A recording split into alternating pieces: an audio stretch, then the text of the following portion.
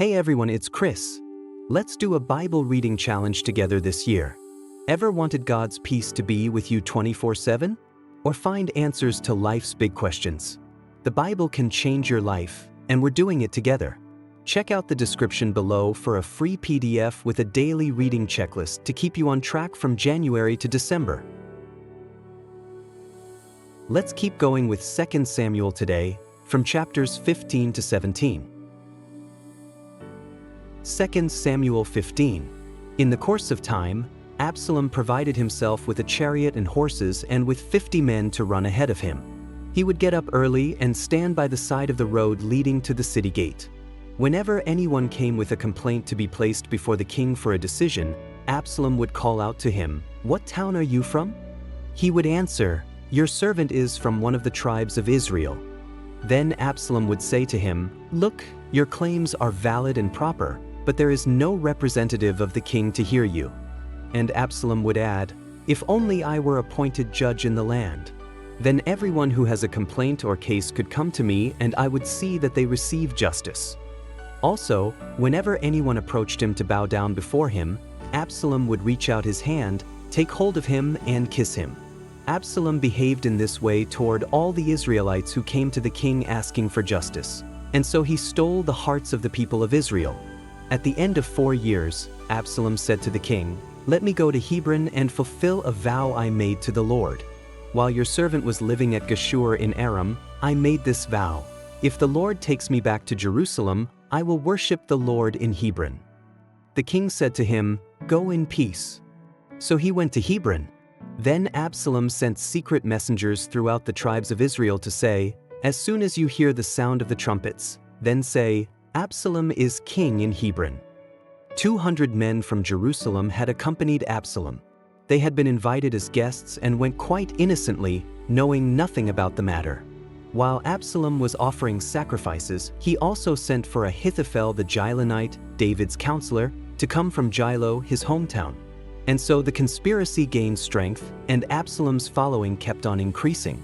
A messenger came and told David, "The hearts of the people of Israel are with Absalom." Then David said to all his officials who were with him in Jerusalem, "Come, we must flee, or none of us will escape from Absalom. We must leave immediately, or he will move quickly to overtake us and bring ruin on us and put the city to the sword." The king's officials answered him, "Your servants are ready to do whatever our lord the king chooses." The king set out with his entire household following him, but he left 10 concubines to take care of the palace. So the king set out with all the people following him, and they halted at the edge of the city. All his men marched past him, along with all the Kerethites and Pelethites, and all the 600 Gittites who had accompanied him from Gath marched before the king. The king said to Ittai the Gittite, "Why should you come along with us? Go back and stay with King Absalom. You are a foreigner, an exile from your homeland. You came only yesterday, and today shall I make you wander about with us, when I do not know where I am going? Go back and take your people with you. May the Lord show you kindness and faithfulness." But Ittai replied to the king, "As surely as the Lord lives, and as my lord the king lives, wherever my lord the king may be, whether it means life or death, there will your servant be." David said to Ittai, "Go ahead, march on." So Ittai the Gittite marched on with all his men and the families that were with him.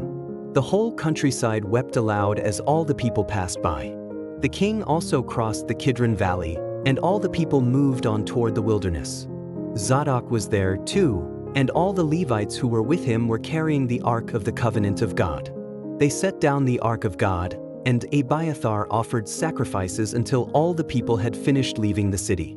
Then the king said to Zadok, "Take the Ark of God back into the city. If I find favor in the Lord's eyes, he will bring me back and let me see it and his dwelling place again. But if he says, 'I am not pleased with you,' then I am ready. Let him do to me whatever seems good to him." The king also said to Zadok the priest, "Do you understand? Go back to the city with my blessing. Take your son Ahimaaz with you, and also Abiathar's son Jonathan. You and Abiathar return with your 2 sons. I will wait at the fords in the wilderness until word comes from you to inform me." So Zadok and Abiathar took the Ark of God back to Jerusalem and stayed there. But David continued up the Mount of Olives, weeping as he went. His head was covered and he was barefoot. All the people with him covered their heads too and were weeping as they went up. Now David had been told, Ahithophel is among the conspirators with Absalom. So David prayed, Lord, turn Ahithophel's counsel into foolishness. When David arrived at the summit, where people used to worship God, Hushai the Archite was there to meet him, his robe torn and dust on his head. David said to him, If you go with me, you will be a burden to me. But if you return to the city and say to Absalom, Your Majesty, I will be your servant, I was your father's servant in the past, but now I will be your servant, then you can help me by frustrating Ahithophel's advice. Won't the priests Zadok and Abiathar be there with you? Tell them anything you hear in the king's palace. Their 2 sons, Ahimaaz son of Zadok and Jonathan son of Abiathar, are there with them. Send them to me with anything you hear. So Hushai, David's confidant, arrived at Jerusalem as Absalom was entering the city. 2 Samuel 16. When David had gone a short distance beyond the summit, there was Ziba, the steward of Mephibosheth, waiting to meet him. He had a string of donkeys saddled and loaded with 200 loaves of bread, 100 cakes of raisins, 100 cakes of figs, and a skin of wine. The king asked Ziba, Why have you brought these? Ziba answered, The donkeys are for the king's household to ride on, the bread and fruit are for the men to eat, and the wine is to refresh those who become exhausted in the wilderness. The king then asked, Where is your master's grandson? Ziba said to him, He is staying in Jerusalem because he thinks, Today the Israelites will restore to me my grandfather's kingdom. Then the king said to Ziba, All that belonged to Mephibosheth is now yours. I humbly bow, Ziba said. May I find favor in your eyes, my lord the king. As King David approached Bahurim, a man from the same clan as Saul's family came out from there. His name was Shimei son of Gera, and he cursed as he came out. He pelted David and all the king's officials with stones, though all the troops and the special guard were on David's right and left. As he cursed, Shimei said, get out, you murderer, you scoundrel. The Lord has repaid you for all the blood you shed in the household of Saul, in whose place you have reigned. The Lord has given the kingdom into the hands of your son Absalom. You have come to ruin because you are a murderer. Then Abishai son of Zeruiah said to the king, Why should this dead dog curse my lord the king? Let me go over and cut off his head. But the king said, What does this have to do with you, you sons of Zeruiah? If he is cursing because the Lord said to him, Curse David, who can ask, Why do you do this? David then said to Abishai and all his officials, My son, my own flesh and blood, is trying to kill me. How much more than this Benjamite? Leave him alone. Let him curse, for the Lord has told him to. It may be that the Lord will look upon my misery and restore to me his covenant blessing instead of his curse today. So David and his men continued along the road while Shimei was going along the hillside opposite him, cursing as he went and throwing stones at him and showering him with dirt. The king and all the people with him arrived at their destination exhausted, and there he refreshed himself. Meanwhile, Absalom and all the men of Israel came to Jerusalem, and Ahithophel was with him. Then Hushai the Archite, David's confidant, went to Absalom and said to him, Long live the king! Long live the king! Absalom said to Hushai, So this is the love you show your friend? If he's your friend, why didn't you go with him? Hushai said to Absalom, No, the one chosen by the Lord, by these people, and by all the men of Israel, his eye will be, and I will remain with him. Furthermore, whom should I serve? Should I not serve the son? Just as I served your father, so I will serve you. Absalom said to Ahithophel, Give us your advice. What should we do? Ahithophel answered, Sleep with your father's concubines whom he left to take care of the palace.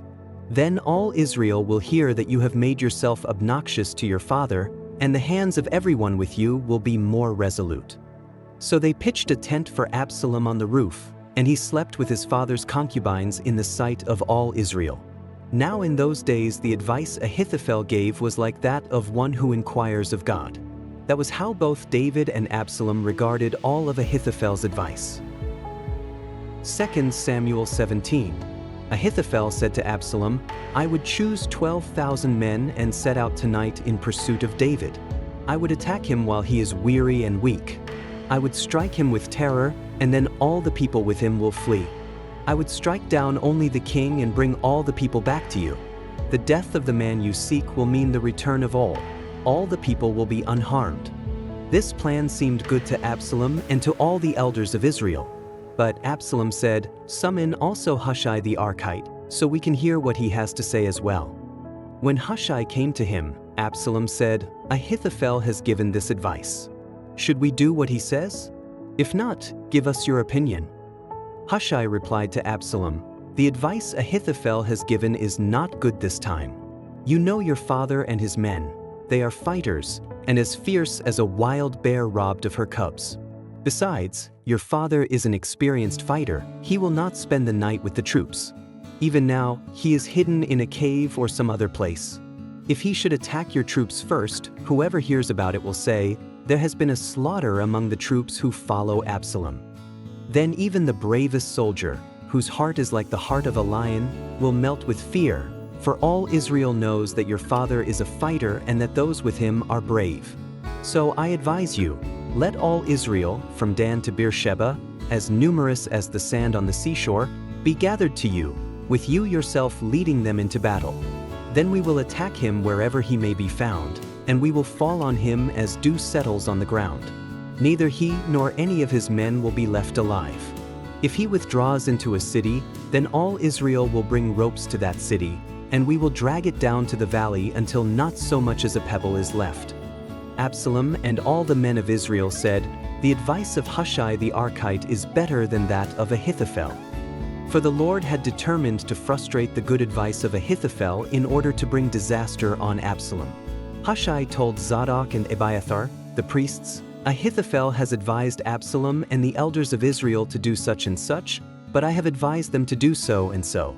Now send a message at once and tell David, 'Do not spend the night at the fords in the wilderness. Cross over without fail, or the king and all the people with him will be swallowed up.'" Jonathan and Ahimaaz were staying at En-Rogel. A female servant was to go and inform them, and they were to go and tell King David, for they could not risk being seen entering the city. But a young man saw them and told Absalom. So the two of them left at once and went to the house of a man in Bahurim. He had a well in his courtyard, and they climbed down into it. His wife took a covering and spread it out over the opening of the well and scattered grain over it. No one knew anything about it.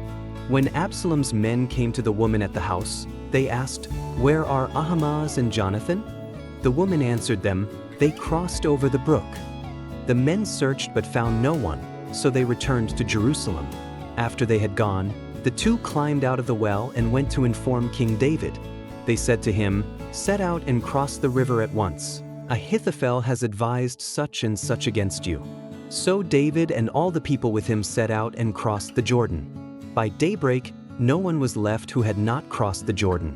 When Ahithophel saw that his advice had not been followed, he saddled his donkey and set out for his house in his hometown. He put his house in order and then hanged himself. So he died and was buried in his father's tomb. David went to Mahanaim, and Absalom crossed the Jordan with all the men of Israel. Absalom had appointed Amasa over the army in place of Joab. Amasa was the son of Jether, an Ishmaelite who had married Abigail, the daughter of Nahash and sister of Zeruiah the mother of Joab. The Israelites and Absalom camped in the land of Gilead. When David came to Mahanaim, Shobi son of Nahash from Rabbah of the Ammonites, and Machir son of Ammiel from Lo-Debar, and Barzillai the Gileadite from Roglim brought bedding and bowls and articles of pottery. They also brought wheat and barley, flour and roasted grain, beans and lentils, honey and curds, sheep, and cheese from cow's milk for David and his people to eat. For they said, "The people have become exhausted and hungry and thirsty in the wilderness." Ready to dive even deeper into the Bible?